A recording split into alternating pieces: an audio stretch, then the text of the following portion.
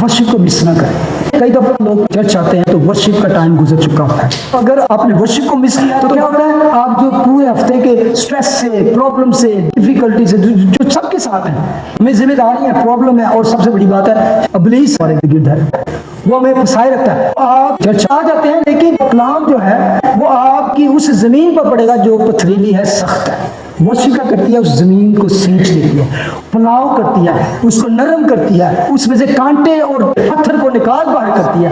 Worship में जब अपने आप को खो देते हैं, अपनी सारी चीजों को इधर रख के, तो अपना फोकस वहां पे लगे, तो आपके दिल की जमीन नरम होनी शुरू हो जाती है, बंधन टूटने शुरू होते हैं। पुलिस का जो स्ट्रॉन्ग होल्ड इन प्रेशर बातें में वो सारा उससे आप रिलीज होना शुरू हो जाते हैं। तो जब तक वचन का, जब तक मैसेज का, पैगाम का टाइम आता है, आपकी दिल की जमीन ऑलरेडी नरम हो चुकी होती है। तो जब कलाम, जब बीज बोया जाता है तो देन क्या होता है, वो 60 गुना और 100 गुना फल आता है।